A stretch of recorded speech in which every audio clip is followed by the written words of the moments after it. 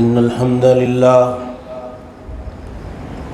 نحمده ونستعينه ونستغفره ونعوذ بالله من شرور أنفسنا ومن سيئات أعمالنا من يهده الله فلا مضل له ومن يضلل فلا هادي له وأشهد أن لا إله إلا الله وحده لا شريك له وأشهد أن محمدًا عبده ورسوله يا أيها الذين آمنوا اتقوا الله حق تقاته ولا تموتن إلا وأنتم مسلمون يا أيها الناس اتقوا ربكم الذي خلقكم من نفس واحدة وخلق منها زوجها وبث منهما رجالا كثيرا ونساء واتقوا الله الذي تساءلون به والأرحام إن الله كان عليكم رقيبا يا أيها الذين آمنوا اتقوا الله وقولوا قولا سديدا يصلح لكم أعمالكم ويغفر لكم ذنوبكم ومن يطع الله ورسوله فقد فاز فوزا عظيما أما بعد فإن خير الحديث كتاب الله وخير الهدي هدي محمد صلى الله عليه وسلم وشر الأمور محدثاتها وكل محدثة بدعة وكل بدعة ضلالة وكل ضلالة في النار أعوذ بالله السميع العليم من الشيطان الرجيم من همزه ونفخه ونفثه يا أيها الذين آمنوا قوا أنفسكم وأهليكم نارا وقودها الناس والحجارة عليها ملائكة غلاظ شداد لا يعصون الله ما أمرهم ويفعلون ما يؤمرون سبحانك لا علم لنا إلا ما علمتنا إنك أنت العليم الحكيم رب اشرح لي صدري ويسر لي أمري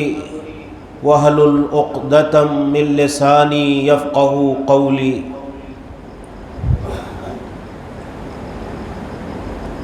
جمعیہ اشاعت السنہ جمعیت اہل حدیث مکرانہ کے زیر اہتمام منعقد آج کے اس ماہانہ اجتماع اور دینی و روحانی پروگرام میں شریک ہمارے معزز و محترم علماء کرام، احباب جماعت، زندہ دل نوجوان ساتھیوں، پیارے بچوں، اسلامی رشتے کی ماں اور بہنوں، عزیزوں، اللہ رب العالمین کا بہت بڑا فضل اور احسان ہے کہ اس کی توفیق سے ہم اور آپ اور سارے لوگ اللہ کے اس گھر میں دین کی، کتاب اللہ اور سنت رسول کی کچھ باتیں سننے اور سنانے کی غرض سے جمع اور اکٹھا ہیں۔ رب ذوالجلال والاکرام سب کی حاضری کو قبول فرمائے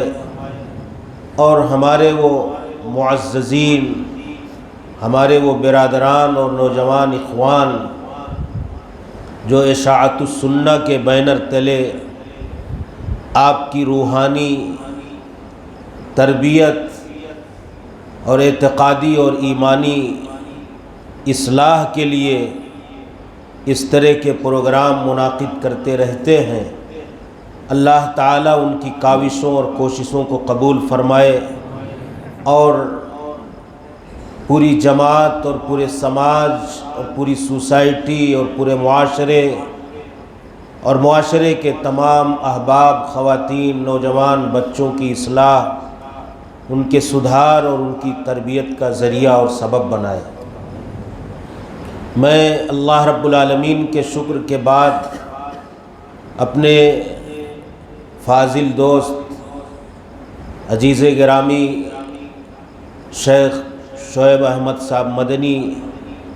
حفظہ اللہ کا بھی شکر گزار ہوں کہ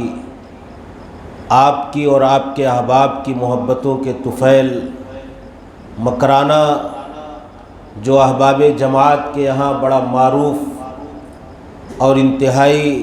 اہم شہر اور علاقہ ہے، مادر علمی جامعہ سنابل میں رہتے ہوئے بھی اپنے ساتھیوں کی وجہ سے اس کے حوالے سے بہت ساری معلومات اور بہت ساری باتیں معلوم ہوتی تھیں۔ اللہ تعالیٰ سے دعا ہے کہ اللہ جل شانہ اس جماعت کے جو ہمارے ماضی کے ہمارے اسلاف تھے، ہمارے اکابرین جو اس جماعت کے خدمتگار گزرے ہیں، جو ہمارے درمیان نہیں ہیں، جنہوں نے بھی کوئی چھوٹا بڑا کام اور کارنامہ جماعت اور منہج سلف کی خدمت کے لیے انجام دیا ہے، اللہ تعالیٰ تمام لوگوں کی کوششوں اور محنتوں کو قبول فرما کر ان کے لیے ذریعہ نجات اور رفع درجات کا سبب اور سامان بنائے۔ اور جو لوگ موجود ہیں سارے لوگوں کو آپسی اجتماعیت کے ساتھ، اتحاد اور یکجہتی کے ساتھ، آپسی سمجھوتے اور تفاہم کے ساتھ سب کو ایک دوسرے کو ساتھ لے کر کے، ایک دوسرے کے ساتھ مل کر کے جماعت اور جماعت کے مشن کو آگے بڑھانے کی توفیق عطا فرمائے، اور کتاب اللہ اور سنت رسول کی دعوت کے اس مشن کو پورے شہر، پورے علاقے اور پورے راجستھان تک پہنچانے کی توفیق عطا فرمائے، آمین۔ دینی بھائیوں، میری ماں اور بہنوں، نوجوان ساتھیوں، میرا موضوع خطاب آج کے اس پروگرام کا مشتہر ہے، اور آپ سب کو معلوم ہے ہمارے محترم اور مکرم ناظم مجلس نے بھی اعلان کیا کہ نسل نو کے عقیدہ و ایمان کی حفاظت اور اس کا تحفظ یہ وقت کا بہت بنیادی اور اہم ترین تقاضا ہے۔ میں قرآن کریم کی آیت سے اپنی بات کا آغاز کرتا ہوں، اسی آیت کریمہ سے سمجھانے کی اور آپ کو ایک دعوت فکر، دعوت عمل دینے کی کوشش کر رہا ہوں، دعوت احساس دینے کی کوشش کر رہا ہوں۔ قرآن کریم ہم پڑھتے ہیں، پڑھ کر کے یوں ہی گزر جاتے ہیں، بہت ساری آیات آتی ہیں، بہت ساری آیتوں کا علم، ان کا ترجمہ، ان کا پیغام، ان کی دعوت ہمیں معلوم بھی ہے، لیکن جس ذمہ داری، امانت داری اور دیانت داری کے ساتھ اپنی ذمہ داری کو، قرآن کے پیغام کو سمجھ کر کے ادا کرنا چاہیے، اپنے فرائض اور واجبات کی تکمیل میں ہمیں امانت داری کا، اللہ کے ڈر اور خوف کا احساس اپنی زندگی میں رکھنا چاہیے۔ کہیں نہ کہیں اس کا فقدان ہے ہماری زندگی میں۔ قرآن کریم میں اللہ تعالیٰ نے اہل ایمان کو مخاطب کیا، کسی غیر قوم کو نہیں، غیر مومن کو نہیں، بلکہ وہ لوگ جو اللہ پر، اللہ کے رسولوں اور نبیوں پر، اللہ کے آسمانی صحائف اور کتابوں پر، آخرت کے دن پر، تقدیر کے خیر و شر پر، موت اور حیات پر ایمان رکھنے والے لوگ ہیں، ارکان ایمان پر ایمان رکھنے والے لوگ ہیں۔ اللہ تعالیٰ نے ایسے لوگوں کو مخاطب کر کے کہا ہے کہ اے ایمان والو، یا ایھا الذین آمنوا قوا انفسکم واہلیکم نارا، تم بچاؤ اپنے آپ کو، اپنی ذات کو، اپنے نفس کو، اپنے خود کو، وَأَهْلِيكُمْ، اپنے اہل و عیال کو، اپنے ماتحتوں کو، آپ کی ماتحتی اور نگہبانی میں جتنے لوگ پل رہے ہیں، پرورش پا رہے ہیں، بڑھ رہے ہیں، جن کے آپ نگراں، ذمہ دار، سرپرست ہو، گارجن ہو، کہا تم بچاؤ اپنے آپ کو، وَأَهْلِكُمْ، اپنے اہل و عیال، آل و اولاد اور ماتحتوں کو، کس سے؟ نارا جہنم کی آگ سے، جس جہنم کی آگ کے ایندھن انسان اور پتھر ہیں۔ اللہ تعالیٰ نے کیا پیغام دیا ہے؟ بہت بنیادی بات کہی ہے کہ جہنم کی آگ، جس کی تمازت، جس کی شدت، جس کی گرمی، جس کی خطرناکی، جس کا بھیانک انجام یہ ہے کہ رسول گرامی صلی اللہ علیہ وسلم نے فرمایا کہ اس دنیا کی آگ کے 69 گنا زائد تیز اور شدید ہے۔ یہ دنیا کی آگ 70 حصے میں سے ایک حصہ ہے جس کو اللہ تعالیٰ نے جہنم کی آگ کے حصے میں سے رکھا ہے، جو اتنی شدید اور گرم ہے۔ آپ غور کیجئے اس نقطے پر کہ جہنم کی آگ کے مقابلے میں اس دنیا کی آگ 17ویں حصے میں سے ایک حصہ۔ اگر آپ کا بیٹا، آپ کی بیٹی، آپ کا عزیز، آپ کا کوئی قرابت دار، آپ کا کوئی رشتہ دار، آپ جس سے محبت کرتے ہو، جو آپ کے ماتحت رہتا ہے، اس دنیا کی آگ میں اپنا ہاتھ ڈالے، پیر ڈالے، بدن کا، جسم کا کوئی حصہ ڈالے، تو کیا کوئی گارجن، سرپرست، ماں باپ اپنی نگاہوں کے سامنے اسے اس آگ میں جاتا ہوا، دیکھتا ہوا پسند کریں گے؟ قطعاً نہیں۔ دنیا کی آگ، وہ جہنم کی آگ جس سے بچانے کے لیے اللہ تعالیٰ نے والدین کو، گارجن کو، سرپرستوں کو، نگراں کو، مسئولین کو ذمہ دار بنایا ہے کہ وہ اپنے بچوں کو جہنم کی آگ سے بچائیں۔ دنیا کی آگ سے تو بچانے کے فکر مند ہیں، لیکن جہنم کی آگ سے بچانے کے حوالے سے اور اس کی فکر مندی کے حوالے سے ہمارے پاس کوئی لاہے عمل نہیں ہے، کوئی منصوبہ بندی نہیں ہے، کوئی پلان نہیں ہے۔ آپ ذرا غور کیجئے، کیونکہ یہ دنیا کی آگ ہماری اور آپ کی نگاہ کے سامنے ہے۔ حضرت عبداللہ ابن عباس رضی اللہ تعالیٰ عنہما کا قول جو اس آیت کریمہ کی تفسیر کے حوالے سے ہے، اس کو ذکر کرنے کے بعد میں بات اپنی آگے بڑھاتا ہوں۔ حضرت عبداللہ ابن عباس مفسر قرآن، جو تفسیر کے باب میں، علم قرآن کے باب میں، توضیح قرآن کے باب میں اہل علم کے لیے ایک مرجع، مصدر کی حیثیت رکھتے ہیں، بڑی معروف شخصیت اہل علم کے درمیان اور تمام لوگوں کے ہیں۔ کہتے ہیں اس آیت کریمہ میں جو اللہ تعالیٰ نے کہا کہ تم اپنے آپ کو بچاؤ اور اپنے اہل و عیال کو بچاؤ، تو اس کی تفسیر کیا ہے، اس کی وضاحت کیا ہے؟ عبداللہ ابن عباس رضی اللہ تعالیٰ عنہما نے بیان فرمایا،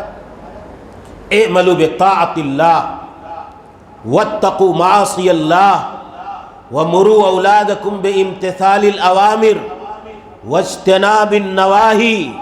فذلک وقایۃ لہم ولکم من النار۔ اپنے آپ کو اور اپنے اہل و عیال کو تو کہتے ہیں اعملوا بطاعت اللہ، اللہ رب العالمین کی فرما برداری کرو، اللہ کے احکام اور اوامر کی پابندی کرو، اللہ رب العالمین کی شریعت کی پابندی کرو، واتقوا معاصی اللہ، اللہ رب العالمین کی نافرمانی سے بچو، اللہ کی منہیات سے اجتناب کرو، اللہ کے محرمات و ممنوعات سے دور رہو، یہ تمہارا اپنے آپ کو بچانا ہے۔ وَمُرُوا أَوْلَادَكُمْ، اپنی اولاد کو، اپنے بچوں کو، اپنے اہل و عیال کو بِامْتِثَالِ الْأَوَامِرِ، اللہ کے احکام، اللہ کے اوامر اور اللہ رب العالمین کی شریعت کی پابندی کا حکم دو، وَاجْتِنَابِ النَّوَاہِی، اور اللہ رب العالمین کی منہیات و ممنوعات سے بچنے کی تلقین کرو، دور رہنے کی تعلیم دو۔ اللہ نے جن جن چیزوں سے انہیں روک کر کے رکھا ہے، جو جو حرام چیزیں ہیں ان سے اجتناب اور پرہیز کی تلقین کرو، اللہ کے احکام اور اوامر کا پابند بناؤ۔ یہ تمہارا اپنے آپ کو اور اپنے اہل و عیال کو جہنم کی آگ سے بچانا۔ پتہ یہ چلا کہ یہ والدین کی ذمہ داری ہے کہ والدین اپنی ذات کے ساتھ ساتھ اپنے نفس کے ساتھ ساتھ ماں اور باپ کی ذمہ داری ہے کہ وہ اپنے آپ کے ساتھ ساتھ اپنی اولاد کو بھی جہنم کی آگ سے بچانے کی فکر کریں، اس کا سامان تیار کریں اور اس کے لیے اسباب اور وسائل مہیا کریں، کیونکہ ان بچوں کو جہنم اور جنت کے راستے پر گامزن کرنے میں بنیادی رول اور کردار والدین کا۔ کل مولود یولد علی الفطرہ فابواہ یہودانہ او ینصرانہ او یمجسانہ۔ ہر بچہ توحید پر پیدا ہوتا ہے، ہر بچہ فطرت اسلام پر پیدا ہوتا ہے، ہر بچہ صحیح عقیدے پر پیدا ہوتا ہے، لیکن اس کے والدین اپنے اپنے کارناموں سے، اپنی اپنی کوششوں سے، اپنے اپنے تربیت اور تعلیم کے انداز سے انہیں جنت کا راہی بنا دیتے ہیں یا جہنم کا راہی بنا دیتے ہیں۔ اصل جنت اور جہنم کا رخ دینا یہ والدین کے ہاتھ میں ہوتا ہے، بچپن کے ہاتھ میں۔ تو یہ والدین، اسی لیے اللہ کے نبی صلی اللہ علیہ وسلم نے فرمایا کلکم راع وکلکم مسئول عن رعیتی، الامام راع وہو مسئول عن رعیتی، والرجل راع فی اہل بیتہ وہو مسئول عن رعیتی، والمرأة راعیۃ فی بیت زوجہا وہی مسئولۃ عن رعیتہا۔ ہر آدمی سے اس کی ذمہ داری کے بارے میں، اس کی مسئولیت کے بارے میں، اس کے فرض اور اس کی ڈیوٹی کے بارے میں اللہ رب العالمین سوال کرے گا۔ ایک امام سے اس کی رعایا کے بارے میں سوال ہوگا، ایک آدمی سے، ذمہ دار اور نگہبان سے اس کے بچوں اور گھر والوں کے بارے میں پوچھا جائے گا، ایک خاتون سے اس کے گھر کے متعلق سوال کیا جائے گا، اب ماں باپ سے سوال کیا جائے گا کہ آپ نے اپنے بچے کو کس رخ پر ڈالا تھا۔ تو میرے بھائیوں، اصل گفتگو یہ کہ ہماری ذمہ داری ہے کہ ہماری اولاد کو، اپنی اولاد کو، اپنے ماتحتوں کو، اپنے نیچے رہنے والوں کو، جن کے ہم نگہبان، نگراں، سرپرست، ذمہ دار، گارجین اور مسئول ہیں، ان کو جہنم کی آگ سے بچائیں۔ میں ہمیشہ ایک بات کہتا ہوں کہ آپ کے پاس جہنم کی آگ سے بچانے کی کتنی فکر ہے، آپ خود اس کا احتساب کر لیا کریں۔ آخرت کی زندگی کا آغاز کہاں سے ہوتا ہے؟ عمومی طور پر ایک انسان کی زندگی کے 3 مراحل ہیں۔ یہ جو ہماری عالم دنیا ہے جس کے اندر ہم اور آپ جی رہے ہیں، دوسری زندگی جو عالم ہمارے لیے آئے گی قبر میں ڈالے جانے کے بعد، عالم برزخ ہے، اور برزخ کے بعد وَمِن وَرَائِهِمْ بَرْزَخٌ إِلَى يَوْمِ يُبْعَثُونَ۔ یہ برزخ کی زندگی اللہ تعالیٰ کہتا ہے کب تک ہے؟ جب تک دوبارہ سارے لوگوں کو زندہ نہیں کیا جائے گا، تو سارے لوگ دوبارہ اٹھائے جانے تک برزخ کی زندگی میں ہیں، اور اس کے بعد عالم آخرت کا آغاز ہوگا۔ مرنے کے بعد اللہ تعالیٰ نے کیا کہا؟ جہنم کی آگ سے بچانے کا تعلق کہاں سے ہے؟ عالم برزخ سے، عالم آخرت سے۔ عالم آخرت کے اور اسی طریقے سے عالم برزخ کے حوالے سے ہمارے آپ کے ہاں کتنی فکر مندی ہے، میں آپ کو دعوت فکر دینا چاہتا ہوں۔ قبر میں جب بندے کو ڈالا جائے گا، فرشتے منکر نکیر آ کر کے اس کے پاس بیٹھیں گے، کھڑا کریں گے، سوال کریں گے اس مردے سے۔ کیا پوچھیں گے؟ کیا پوچھتے ہیں؟ کس خاندان سے آئے ہو؟ کاروبار آپ کا کیا تھا؟ منصب اور عہدہ آپ کا کیا تھا؟ آپ کی خاندانی شرافت اور خاندانی نجابت اور طہارت کیا ہے؟ کتنے مقدس مشن اور مقدس کام کے لیے آپ کام انجام دے رہے تھے؟ نہیں، بنیادی ایک مومن کی زندگی کے تعلق سے سوال، من ربک، من نبیک، ما دینک، یہ تینوں سوال کے بارے میں جس آدمی سے پوچھا جائے گا کہ بھائی تم اپنے رب کے بارے میں، تمہارا رب کون ہے، تم اپنے نبی کے بارے میں کیا جانتے ہو، تمہارا دین کون سا ہے جس پر تم زندگی گزار رہے تھے، آپ بتائیے کہ کسی کوچنگ سینٹر کے اندر کوئی مولوی کوچنگ ٹریننگ سینٹر کھول لے اور رٹا دے سارے مسلمانوں کو، کچھ لوگ عہد نامہ لٹکا دیتے ہیں قبرستان میں، یا مولوی سے آپ رٹ کر کے چلے جائیے، اللہ کی قسم جواب نہیں دے پائیں گے کہ رب بھی اللہ، میرا رب اللہ ہے، دین الاسلام، میرا دین اسلام ہے، میرے نبی محمد صلی اللہ علیہ وسلم ہے، آپ رٹ کر کے کوچنگ کر کے ٹریننگ کر کے چلے جائیے، اگر آپ نے اپنے رب کو پہچانا نہیں ہے، اپنے رب کے بارے میں آپ کا اور آپ کی نسلوں کا عقیدہ اور ایمان درست نہیں ہے، آپ کے نبی کے بارے میں اس کا عقیدہ و ایمان درست نہیں ہے، اور دین اسلام کے بارے میں جتنا علم اس کے اوپر واجب اور فرض ہے اس نے حاصل نہیں کیا ہے، اس علم کا حاصل کرنا اس کے لیے وبال جان بن جائے گا، اور وہ ان سوالوں کا جواب اس قبر کی منزل پہ نہیں دے پائے گا جو آخرت کی پہلی منزل ہے، جس کی کامیابی پر آخرت کی زندگی کی کامیابی کا مدار ہے، جس کی کامیابی اور نجات پر آخرت کی زندگی کی فلاح کی بنیاد ہے۔ اگر انسان اپنے رب کے بارے میں نہیں جانے گا، اپنے نبی کے بارے میں نہیں جانے گا، اپنے دین کے بارے میں نہیں جانے گا، تو وہ ان تینوں سوالوں کا جواب نہیں دے سکتا۔ اسی لیے ابو داؤد کی جو روایت ہے، جو صحیح جواب دے لے گیا، یہ بھی اللہ کے نبی صلی اللہ علیہ وسلم نے اس حدیث پاک کے ذریعے سے ثابت کر دیا کہ ایک مومن کا رب کے بارے میں، اپنے نبی کے بارے میں، اپنے رسول کے بارے میں، اپنے دین کے بارے میں جو منبع اور سرچشمہ اور ماخذ ہے عقیدے کا، وہ قرآن مقدس رب ذوالجلال والاکرام کا کلام پاک۔ کیوں؟ چوتھا سوال بھی ہوگا، وما یدریکا، وما یدریکا، اگر کسی نے صحیح جواب دے دیا کہ بھائی اللہ کے بارے میں یہ صحیح معلومات تم جو رکھتے ہو کہاں سے حاصل کیے، نبی کے بارے میں یہ صحیح معلومات جو رکھتے ہو کہاں سے حاصل کیے، دین کے بارے میں یہ صحیح معلومات جو رکھتے ہو کہاں سے حاصل کیے، تو کہے گا قرأت کتاب اللہ فآمنت بہ وصدقت، میں نے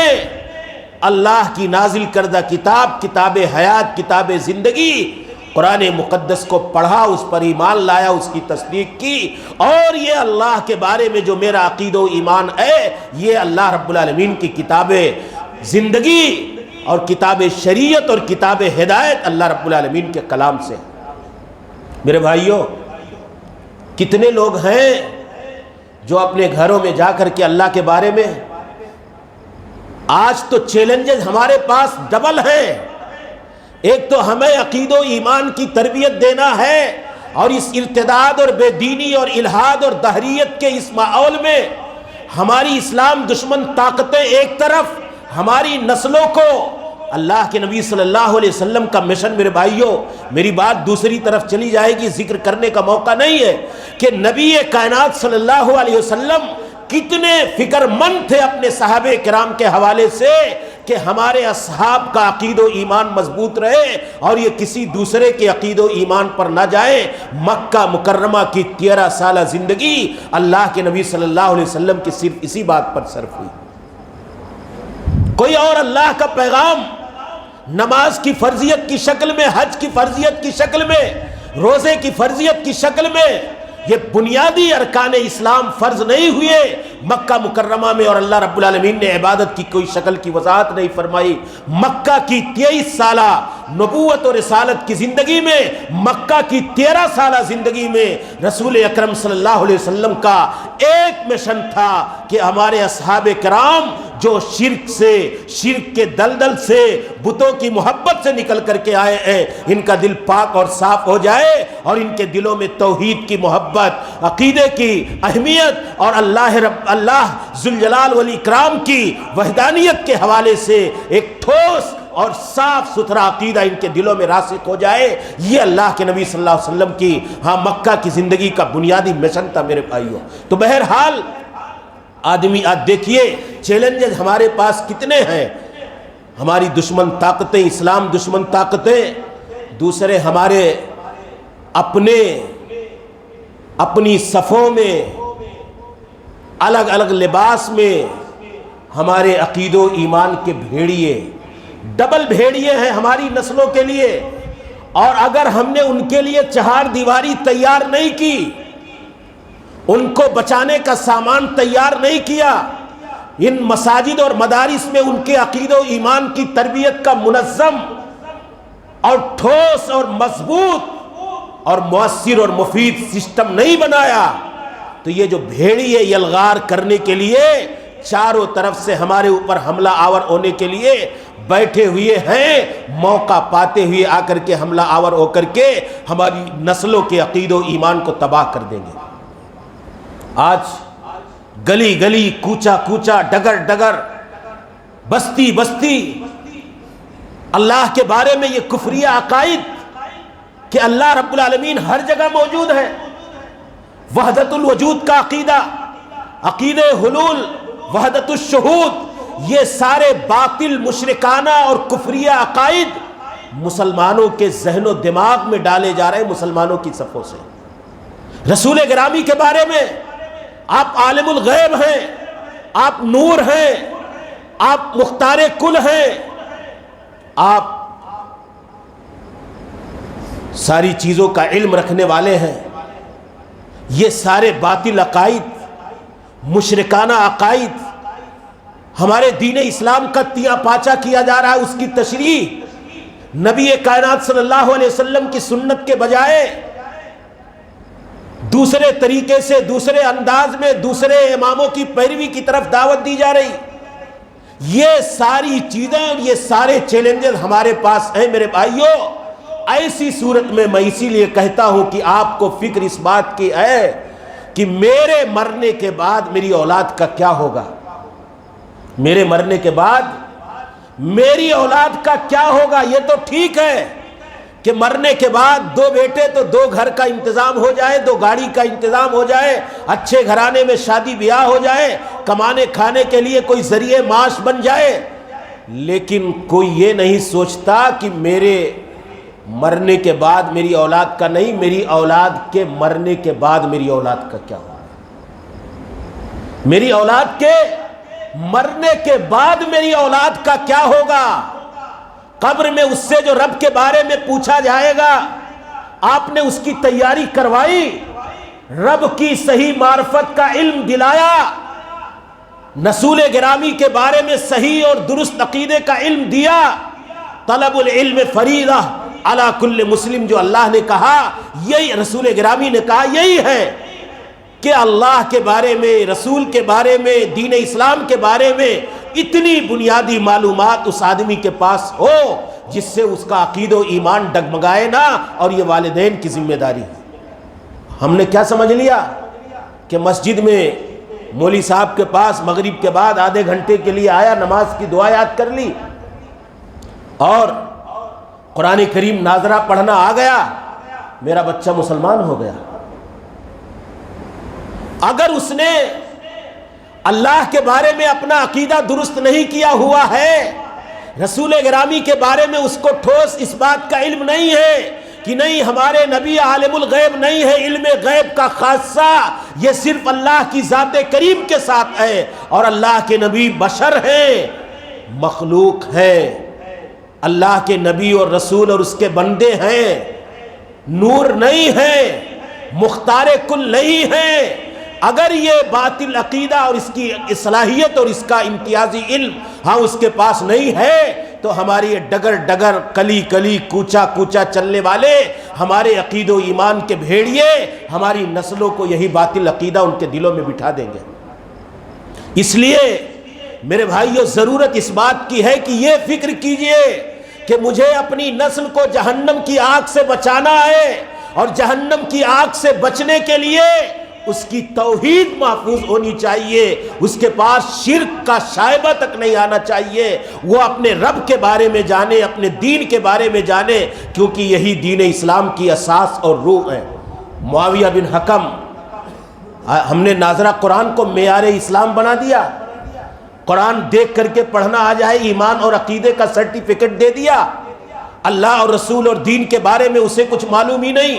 معاویہ بن حکم السلمی رضی اللہ تعالیٰ عنہ کہتے ہیں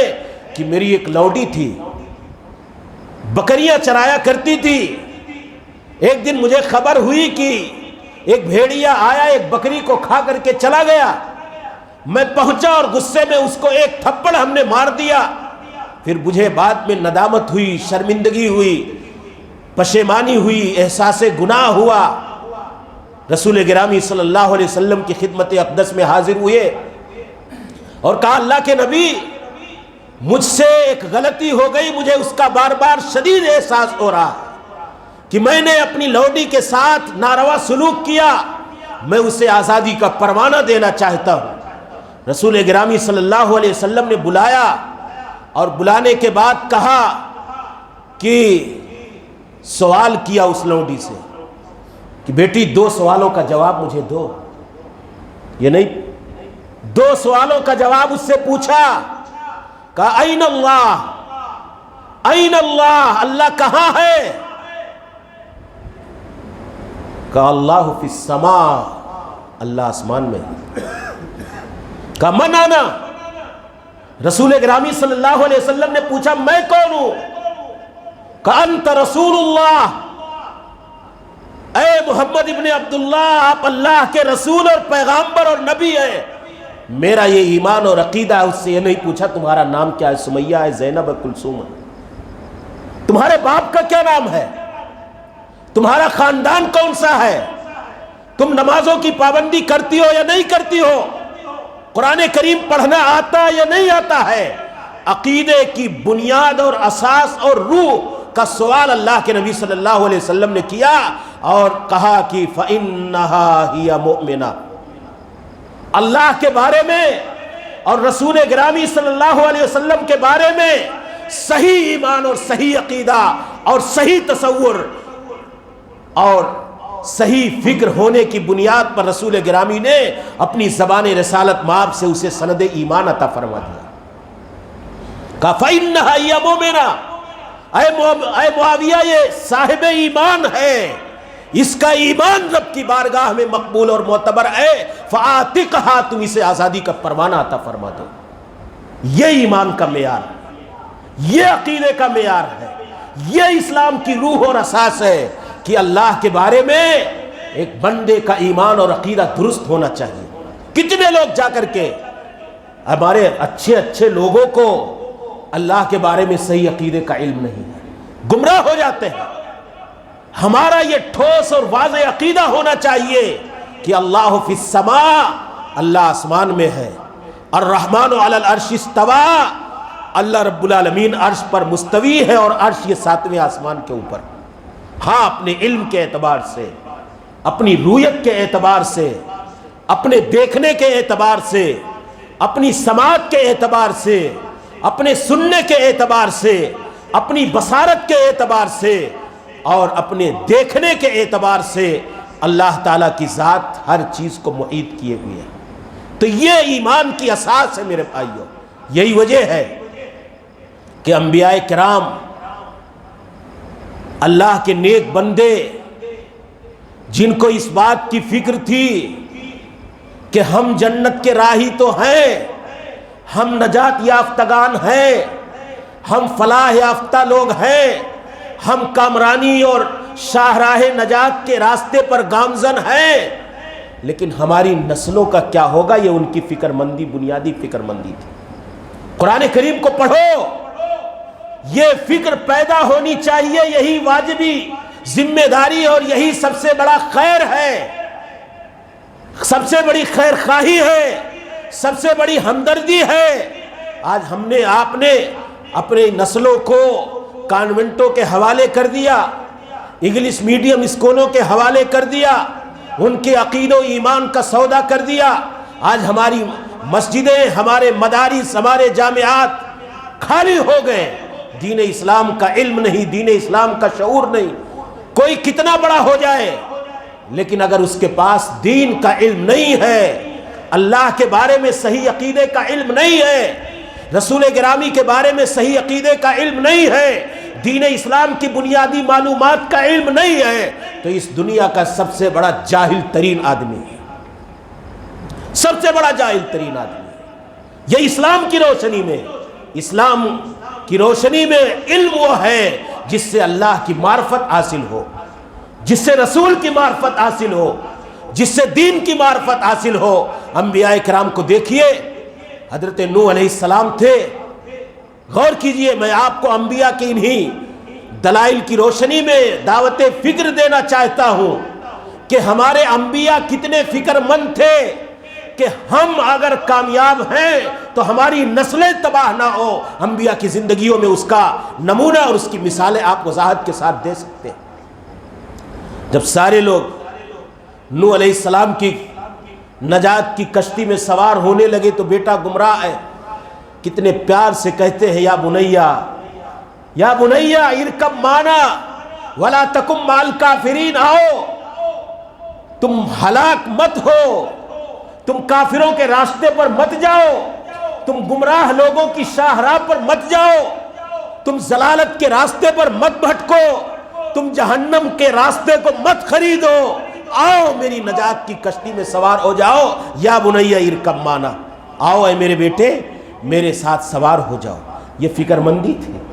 اس بیٹے کے حوالے سے جو کہ ماں اور باپ کو اپنی نسلوں کے حوالے سے ہونا چاہیے۔ حضرت نوح علیہ السلام کے بارے میں روایتوں کے اندر آیا کہ جب ان کی وفات کا وقت قریب ہوا، اپنی نسلوں کے عقید و ایمان اور توحید کی حفاظت کے حوالے سے کتنے فکر مند تھے آپ اندازہ لگائیے۔ کہا انہوں نے اپنی جاکنی اور زندگی کے آخری پیریڈ اور آخری لمحے میں کہ آمرکا بِإِسْنَيْن آمرکم بِإِسْنَيْن وَأَنْهَاكُمْ عَنِ اثْنَتَيْن، اے میرے بیٹو دو چیزوں کا حکم دے کر کے ہمارا کیا عالم ہے، ہم کیا کہیں گے؟ کتنے گارجین ہیں جو مرتے وقت توحید کا سبق پڑھاتے ہوئے اس دنیا سے جاتے ہیں؟ بتاؤ کتنے سرپرست ہیں،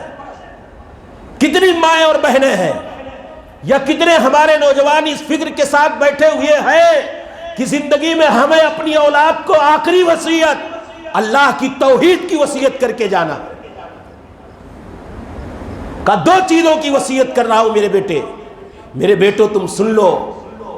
آمرکم بلا الہ الا اللہ، کلمہ توحید کو پکڑ کر کے رکھنا، یہی تمہاری کامیابی ہے، یہی تمہارا سرمایہ حیات ہے، یہی تمہاری متاع زندگی ہے،